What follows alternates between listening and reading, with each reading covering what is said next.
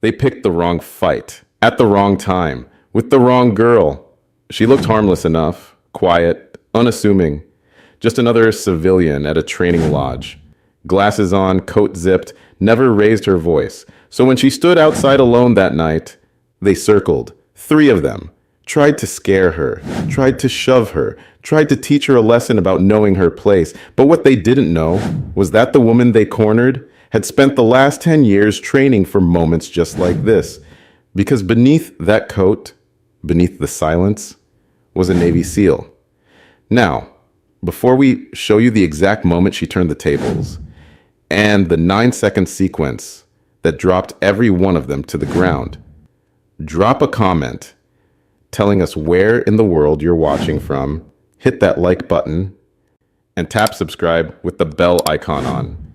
Because this story doesn't end with a fight. It ends with control. The storm had started the night before. Slow at first, then steady.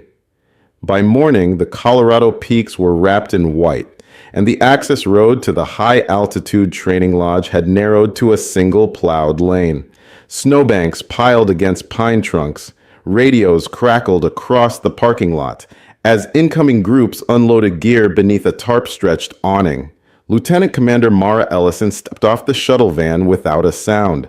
She wore a long brown winter coat that didn't quite fit the tactical nature of the place. Her boots clean but understated, her hair tied back in a simple, functional knot. No unit patch, no visible rank. Just a laminated tag clipped to her zipper that read, M. Ellison, Logistics Analyst, Rotation C-14. She carried one duffel and a black laptop case. No weapon, no gloves, no swagger. Inside the welcome hall, the floorboards creaked under her step as she approached the check-in desk. A civilian admin scanned her badge, then handed her a room key and pointed down the corridor without a word. No handshake, no briefing. No one looked twice. Off to the side, 3 federal trainees lounged near the fireplace, Caleb, Jax, and Dorsey. Late 20s, confident, loud in that casual way that needed no permission. They were swapping tall tales about previous rotations and throwing casual insults at anyone who passed by. When Mara walked through, one of them, Jax, bumped her elbow hard enough to make her coffee slip from the paper cup she'd just been handed. It splattered across the entry rug. Caleb snorted. "Easy there, new girl. Not exactly combat footing," Dorsey added. "Might need to bubble wrap the analyst next time." The 3 of them laughed, loud and sharp. Mara didn't respond. She bent down, grabbed a few napkins from the counter, and cleaned the spill in silence. When she straightened up, she didn't look at them. But she'd already memorized their names, the way they stood, how their weight shifted, and the fact that none of them carried themselves like they'd seen real violence. Snow lashed against the windows as she made her way down the hall. Floorboards moaned under each step, the overhead lighting buzzing faintly. Radios chattered somewhere behind a door. A rescue team checking coordinates. The whole lodge was alive with readiness, but also with assumptions. In the corner of the common room, someone muttered, "Is she admin or IT?" "No idea," came the reply. "She's not listed under ops, just logistics." She passed the bulletin board without stopping. Her name was listed under Audit Observers, Week 2, with no further detail.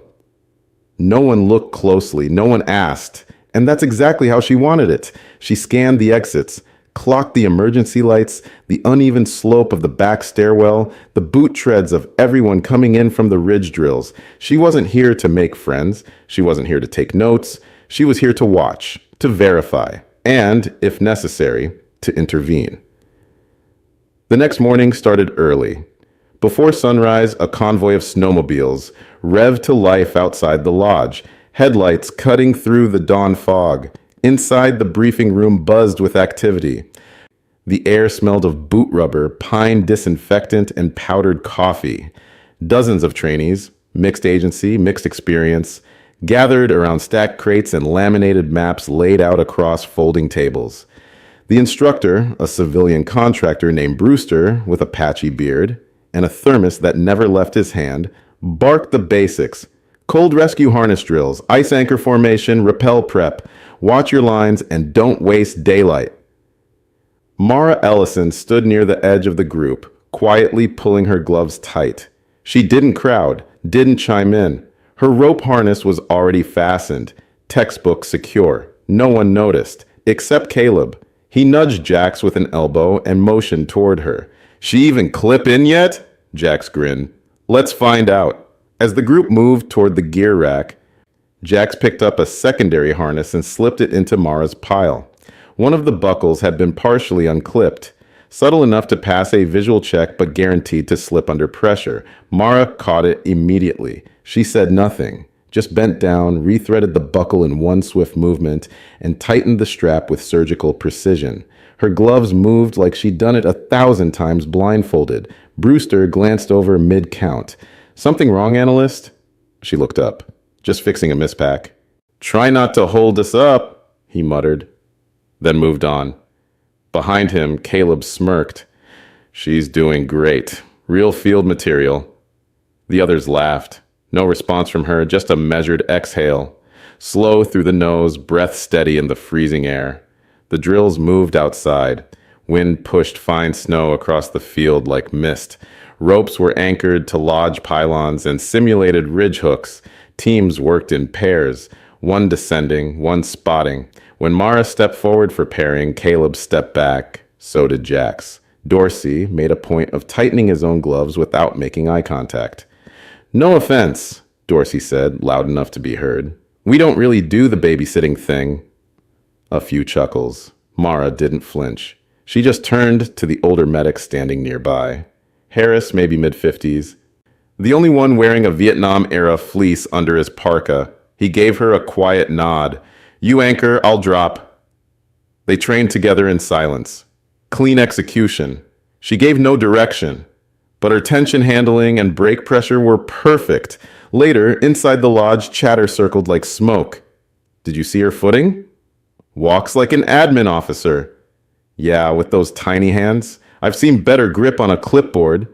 Bet she brought a keyboard up here in that laptop case.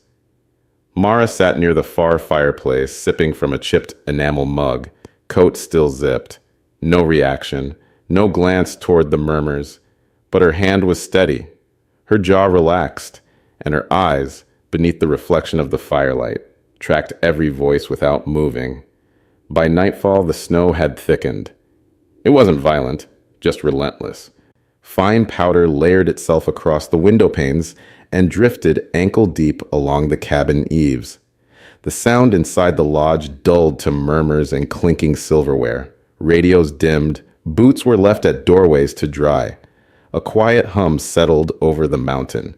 Mara stepped outside with her collar up, hands tucked in her coat pockets, phone pressed to her ear. She walked slowly past the generator housing and toward the side clearing behind the equipment shed, where signal was clearest. Her voice, when she spoke, was low and precise. 3 unlogged personnel modifications in the shift roster. No secondary clearance signatures. Multiple irregularities on the training logs. A pause. The wind shifted around her. No engagement yet. I'm observing. She ended the call without expression and slipped the phone into her coat. As she turned back toward the lodge, the crunch of snow behind her made her pause. 3 shapes emerged from the edge of the fire escape. Caleb, Jax, and Dorsey, shoulders hunched against the cold, eyes glassy from the evening's drinks.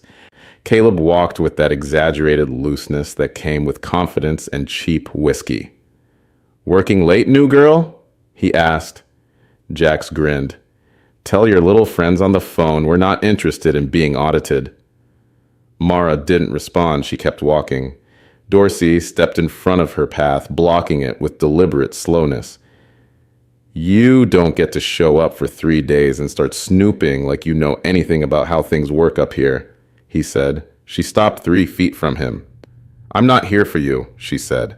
I'm doing my job. Step aside. Jax flanked her left. Caleb moved behind her. You know what we don't like? Jax asked, smiling. Snitches who think they're subtle. Especially ones who think a fancy laptop makes them safe, Caleb added. Mara didn't turn. She just adjusted her footing slightly. Don't stand behind me, she said. Caleb chuckled. She's got rules. Dorsey reached out and grabbed her sleeve. Not hard. Just enough. She looked down at his hand, then gently, almost politely, peeled his fingers away and let them drop.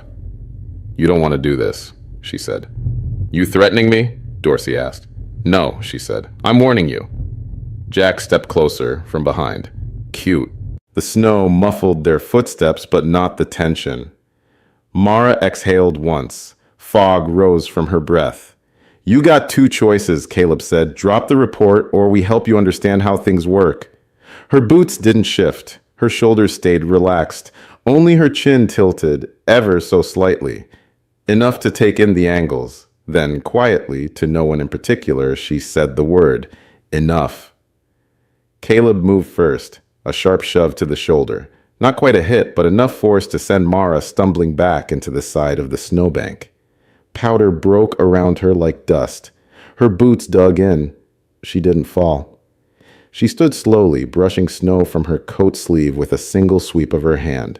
No flash of anger, no words, just a glance at the angle of her footing. As if recalibrating where the fight might come from next, Jax laughed behind her. "Maybe someone should have taught her how to take a push." Dorsey added, "I thought logistics girls knew how to balance weight. Must have skipped that PowerPoint." They stepped closer now, drawn in by her silence. Jax reached out and grabbed her wrist, a firm grip, more forceful than before. He tugged upward like he expected resistance. She gave none. Instead, she stepped back a fraction, just enough to shift her center of gravity, and let his momentum carry him half off balance. His boot slipped on a patch of packed ice beneath the snow, and he staggered. "Careful," she said quietly. "This ground's not as steady as you think." But the warning didn't register. They were laughing now, emboldened. Caleb's voice dropped. "Still got rules, new girl?" Then he swung. Not a fist, not full force, just a hard palm strike toward her shoulder. Meant to jar, to rattle, to remind. It never landed. Mara's arm came up fast. Not panicked, not reactive. She caught his wrist mid-air, hand closing around it like a lock snapping shut. Her grip was precise, bone control, thumb over radius. Elbow dropped. She didn't flinch. Caleb blinked, confused, tried to pull back. Nothing moved. He yanked again, harder this time. Nothing. The laughter stopped. Jack stared, wide-eyed. "Let go of him!" Mara turned her head slightly, gaze still fixed on Caleb. "You've already made one mistake," she said. "Don't make the second." Then she released him, not flinging, not pushing, just let go. Caleb stumbled back 2 paces. His wrist was red from the compression. He flexed it and looked at her like she'd changed species. Mara turned away, not retreating, just done. She took 3 slow steps back toward the lodge. That's when Dorsey grabbed her from behind, arm around her bicep, body pressing forward in a crude takedown attempt. He never finished the move. She stopped, froze in place. Her spine shifted half an inch. Her stance widened, not visible to them, but precise. Her hands lowered. The cold wind hissed through the trees like breath through teeth. Caleb said, "She's bluffing." Mara tilted her chin downward. Not to speak, to listen, to measure where each of them stood. Then she whispered, flat and steady, "You just picked a fight with the wrong girl." Dorsey swung first, a fast, clumsy overhand, fueled more by pride than form. It wasn't trained violence. It was frustration in a windbreaker. Mara stepped inside the arc, turned her hip, and let his momentum carry him forward. Her left hand guided the strike off course with a redirecting palm check to his shoulder.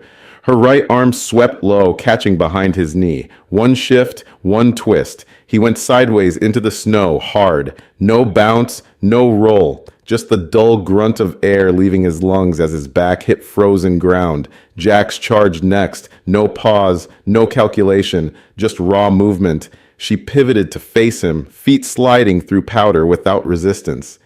As he closed the gap, she let him step too far, just enough to break his balance, and swept his front leg mid-stride. His boot lost traction. He flipped forward, arms pinwheeling, and landed flat on his back.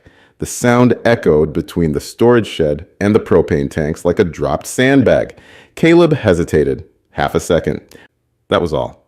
Then he lunged in a sloppy bear hug motion, trying to wrap her up, Arms wide, legs heavy, she let him close the distance, lowered her center, slipped inside his reach, spun behind him, and used his forward drive to carry him face first into the snowbank. He hit with a muffled grunt, knees first, snow scattered. He scrambled, disoriented. Mara didn't follow. She stood still in the center of the clearing, coat billowing slightly in the wind, breath fogging the air in slow exhales. She hadn't thrown a punch, hadn't raised her voice. No rage, no adrenaline, just movement, control. Dorsey groaned and tried to sit up. Jax was on his hands and knees, coughing into the snow. Caleb pushed himself up, covered in frost and disbelief. "What the hell was that?" Jax rasped. She didn't answer. They rose together again, 3 silhouettes, angry and rattled. Their movements less confident now, more desperate. Dorsey flanked. Caleb came from the front. Mara shifted. She moved first this time. Caleb reached toward her again, but she trapped his wrist, stepped inside, and folded his elbow across her shoulder. A wrist lock. Textbook. He dropped to his knees instantly, gasping in pain as his shoulder compressed. Before Jax could close the distance, she turned, stepped, pivoted, and caught his wrist mid-swing. A quick trap. She used his momentum to whip him sideways and into the walls of the shed with a metallic thud. He slid down, stunned. Dorsey tried to circle. She met him with a shoulder leverage redirect, the same kind used in SEAL detainee control. His own weight folded him forward into the snow. He didn't get back up. The entire sequence took 20 seconds, then silence. She looked down at her coat, brushed snow from the sleeve. No tears, no stains. Satisfied. She turned to walk away. Behind her, boots shifted, body stirred. "Who are you?" Jax shouted, voice cracking, half spitting snow. Mara didn't look back, didn't say a word. She just kept walking. And this time, no one followed. The snow hadn't stopped by morning. It came down in fine sheets now, swirling over the plowed paths between cabins, piling against the supply crates near the generator shed. The tracks from the night before had already started to disappear, smoothed by wind, softened by the time. But not everyone had forgotten. At 0600 sharp, the maintenance worker assigned to the west lot, name tag faded, jacket stained with diesel, made his daily round past the perimeter lights. He paused at the clearing near the equipment shed. His shovel dropped an inch as he stared at the half-collapsed snowbank, the boot scuffs in a wide semicircle, the pattern of bodies clearly imprinted into the crusted powder. And in the center, nothing, just clean snow, undisturbed. He said nothing, just walked back to the lodge, stepped inside the utility room, and filled out a small incident slip. Unregistered altercation, 3 personnel involved. No medical assistance requested. 1 female, unknown designation, neutralized all 3 in under 1 minute. He didn't write her name. He didn't need to. By breakfast, the story was already circling, quietly, in the way that serious things always travel, not shouted, not joked, just passed.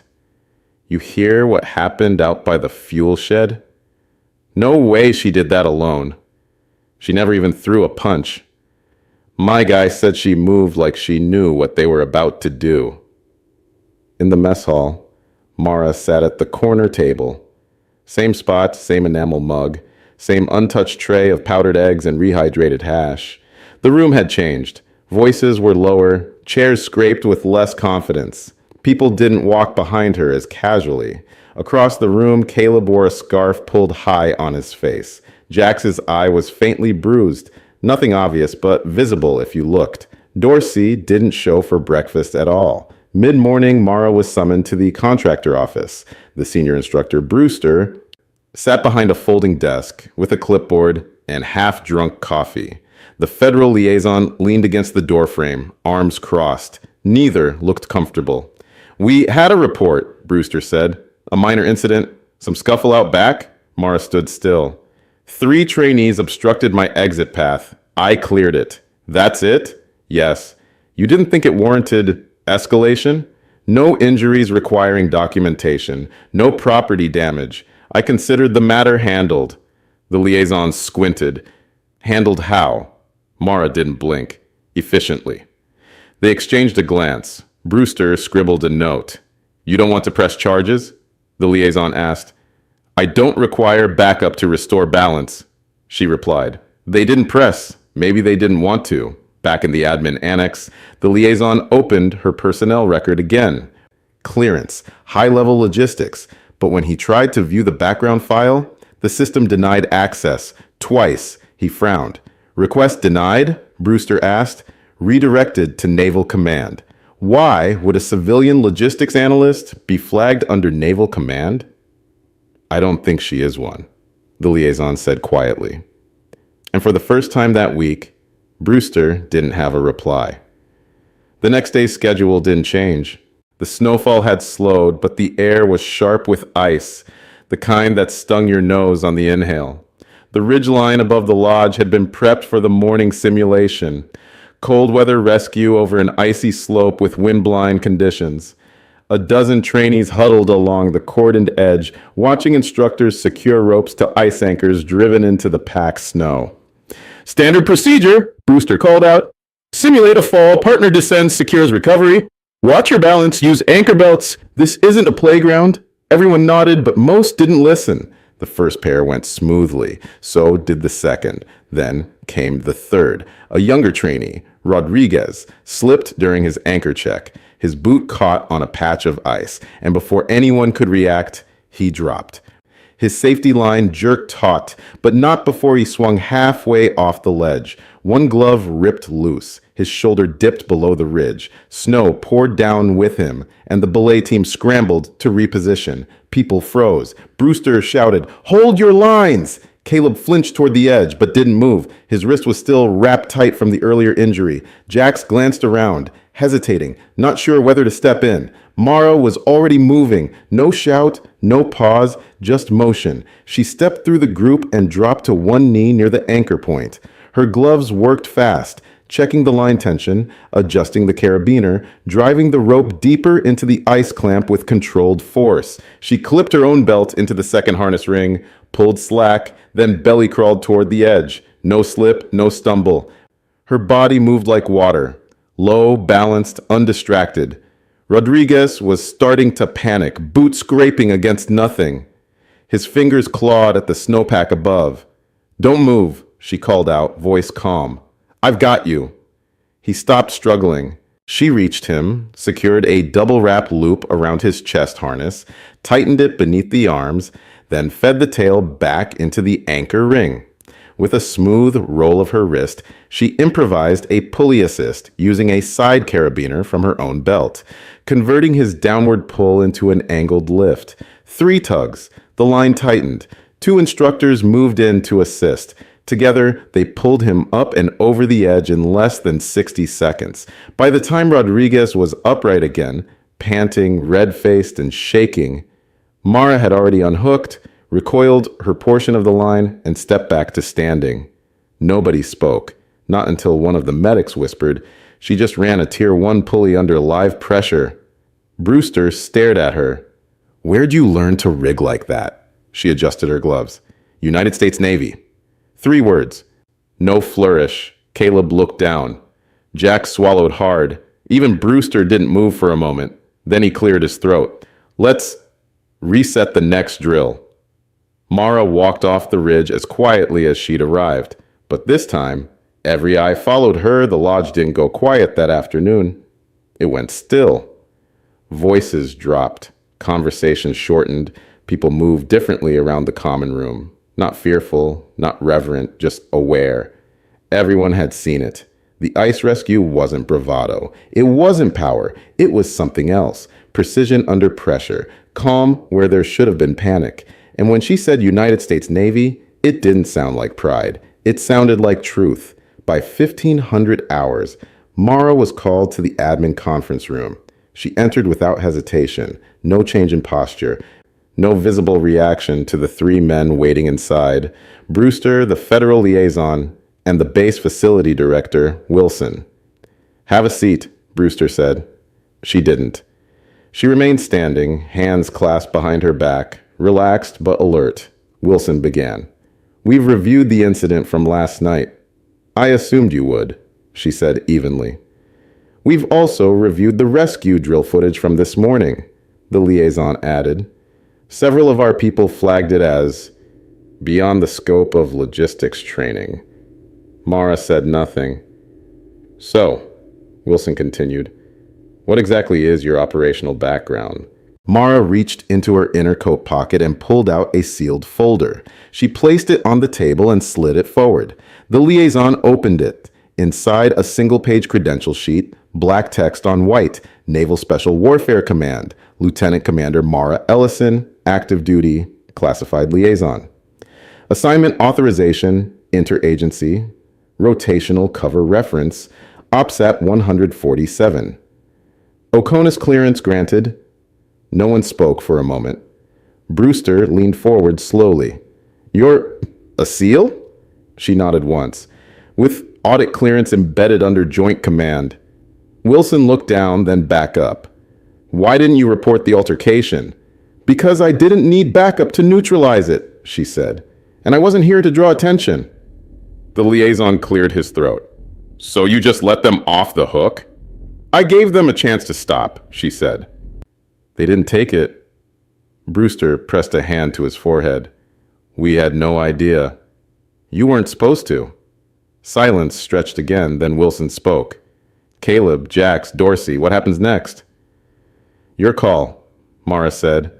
But for what it's worth, I'm not here for revenge. I'm here for standards. Brewster tapped a pen against the folder. They'll be pulled from the exercise. Evaluations frozen. Admin review pending. She didn't nod. Didn't thank him. Just absorbed it.